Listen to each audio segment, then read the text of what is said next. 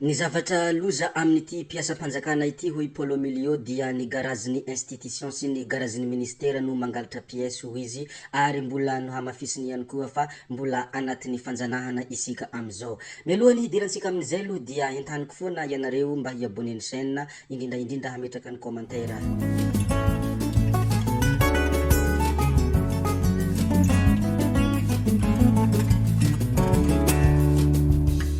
Namaritra niteboka hitany mo i Emilio fa mbola anatin'ny fanjanahana isika ankehitrino ary inona mo no ilazako fa mbola anatin'ny fanjanahana isika koa satria ireto zavatra ireto no afahako milaza izany hoy Emilio. Na hanaiky na tsy hanaiky dia mbola ao anatin'ny fanjanahan-tsaina isika ankehitrino ary mbola zanahan'ny fahantrana ihany koa, zanahany ireo tsy fisina sy ny tsy fisinasa, zanahany tsy fandrosoana ihany koa ary tsy misy afaka mandafa isika dia mbola ao anatin'ny fahantrana ary mbola anatin'ny izany tsy fandrosoana izany indrindra no afahako milaza fa tena mbola ao anatin'ny fanjanahana isika izy.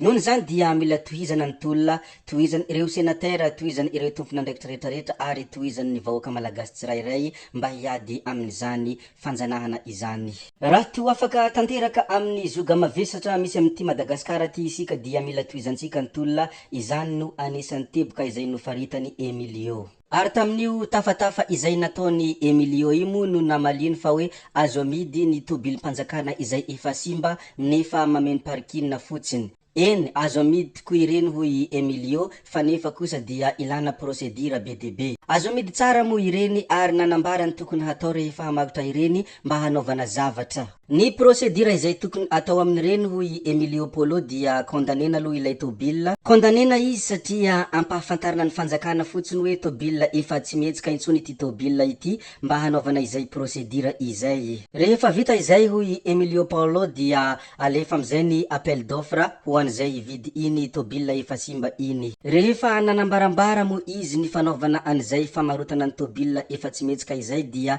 nanontany tena izy hoe ny zavatra mahagagaha nefa maninona tsy atao ireny zavatra ireny ary ny tsipika tiako hitsipihina ihany koa ireny dia tsy mitovy amin'ny tobila vaovao ny vidiny ireny fa tsy maintsy milatsaka. Ny zavatra misy anefa dia zao hoy fanambarana izay nataony Paolo Emilio. Misy tobila izay mbola tsy simba akory fa anaovan'ny sasany afetsena ary condamneny iny tobila iny ka ividiny amin'ny vidiny 1 million d'ariary. Ireny dia anisan'olona mampiasa fetsifetsena ka mahazo tobila izay mbola tsy simba raha ny fanambarana izay nataony magaga fa tena zay tokoa ve ny zavatra tsy maintsy hatao. Nefa raha ny tsy lainga zany hoe raha ny tena marina dia fananam-bahoaka ireny, raha ny tokony ho izy dia tokony anaovana fatampera raha ohatra ka tena efa tsy mihetsika intsony iny tobila iny raha ny teboka sy ny tsipika izay notsipihiny Emilio Paolo. Fa ny zavatra tena loza amin'ity hasam-panjakana ity ho izy ny garaziny ministera sy ny institution no tena mpangalatra pièce. Tena tsy haiko ny antony mahatonga io hoy Paolo Emilio, asa kely loatra ny karamany,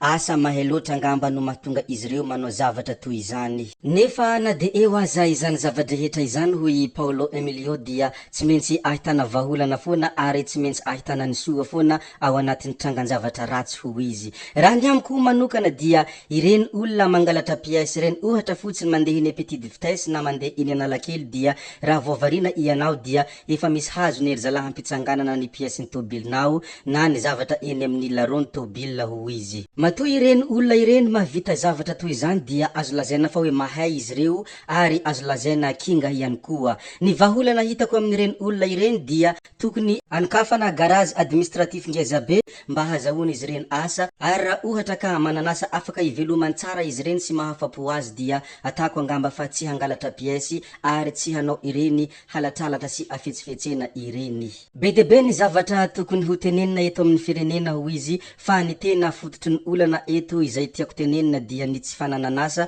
Nohon zany raha toa ka anokafana garage d'administratif ngezabe ireny olona ireny dia lasa mananasa eny na tobila privé aza dia afaka miditra amin'io garage d'administratif io.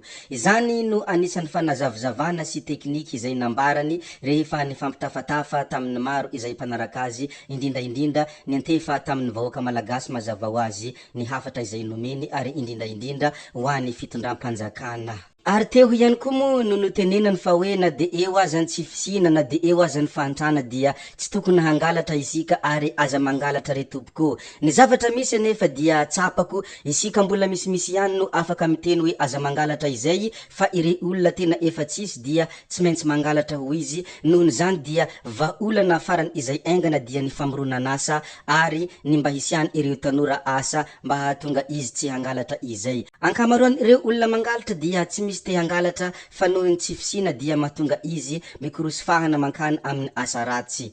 Ohatra fotsiny rehefa mipetrapetraka ny tobilao vahina ianao dia efa tsy hitanany blon, tsy hitanany chapeau de valve, ampiharany ery zalahy ny fahaiza manaon'izy ireo amin'ny resaka mécanicien. Ireny olona ireny dia mahay, nohon' zany dia tokony amoronana asa. Za moa dia mpandinika ny fiainam-bahoaka, rehefa tena nijereko ny fiainam-bahoaka hoy Paul Emilio dia nanomboka izay 7 taona nitolomana izay dia mbola zao ihany isika misy zavatra tsy mihodina any ary tena misy zavatra tsy mazava koa eto isika mifanome tsiny isanandro isanandro. Izaho anefa dia tsy te hanome tsiny raha ny fanambarana izay nataony ka izany no antony nanivako ny slogan na nanivako ny teny fanevako hoe tsy miamboha didy ary tsy miamboha andraikitra fa mandray izay anjara tandrify ahy. Isika rehetra dia tokony samy handray andraikitra izay tandrify isika ho izy ka atovy fitaratra ny teny filamatra hoe tsy miamboha didy ary tsy miamboha andraikitra izay tandrify. Rehefa avy nanambara ny teny filamatry ny Paul Emilio imo ny tenany dia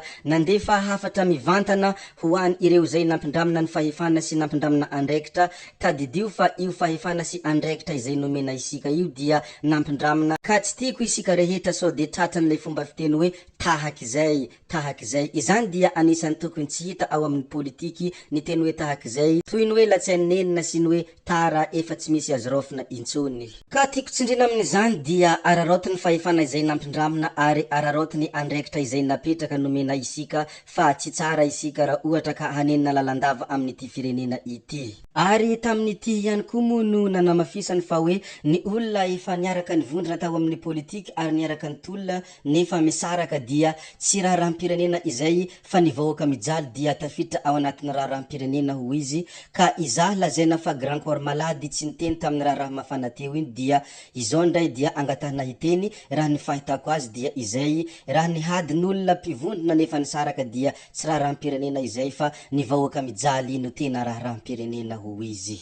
Ny cyclone izay nandalo tany amin'ny faritra avaratra sy faritra antsinanana dia ireny no raharam-pirenena amiko ary ny fiakaran'ny crédit ihany koa dia raharam-pirenena ireny amiko ho izy. Ny zavatra magaga nefa dia misy zavatra tsy milamina ao amin'ny Artec. Misy zavatra tsy milamina ao satria ny sasany foana taksena fa ny sasany kosa dia tsy voakitikitika. Ny olona any ivelany midina fa nintsika mahay miakatra foana. Nohon' zany dia be dia be ny zavatra tokony amboarina eto amin'ny firenena hoy Paul Emilio. Raha ny amiko manokana dia tena hitako hafahafa ny zavatra ao amin'ny Artec ary misy zavatra hafahafa tsy azo lavina izany. Operatera maromaro fa maninona ny sasany foana ny taksena ary ny sasany kosa dia tsy voakitikitika. Raha fintinina dia tohitoy reny moa ny zavatra izay nolazainy Paul Emilio koa dia anjarantsika rehetra mitsakotsako ny zavatra izay lazainy ary anjarantsika rehetra koa moa no mandinika ny zavatra izay teneniny. Apetraka tsika hatremo ny mikasika an'izay Paul Emilio zay dia mbola hitohizantsika ny amin'ny magnaraka